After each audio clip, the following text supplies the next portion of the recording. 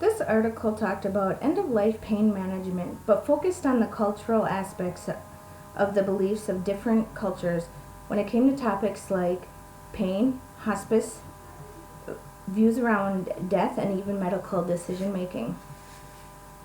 When you think of pain, how do you feel? What do you believe? Is pain positive or is it negative? Some cultures believe that pain is too taboo to talk about, that it might tempt fate to say anything about it out loud. But other cultures may see pain as something positive. The term no pain, no gain. Healthcare workers should consider different cultural beliefs when discussing pain and pain management with their patients. In the book, we talk about ethnocentrism on page 43, chapter 2.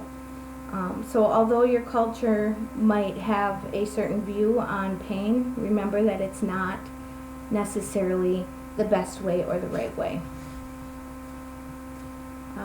Although cultural belief is one aspect to communications that can be misconstrued, translation and understanding of certain words can also be a barrier. When talking about hospice care, for example, with someone from Mexico, they might believe that you want to put them in an orphanage for poor homeless children.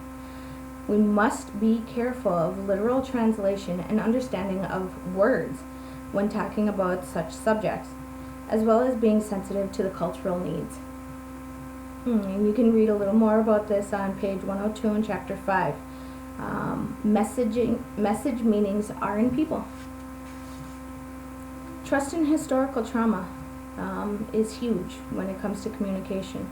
This article talks about hundreds of African Americans that were studied without consent and were not treated for syphilis, so that the U.S. Public Health Service could study the natural course of untreated syphilis.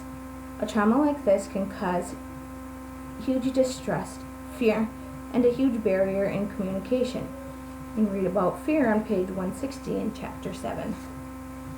One thing I learned after reading this article was that in some cultures, even if a patient feels pain, they might have a negative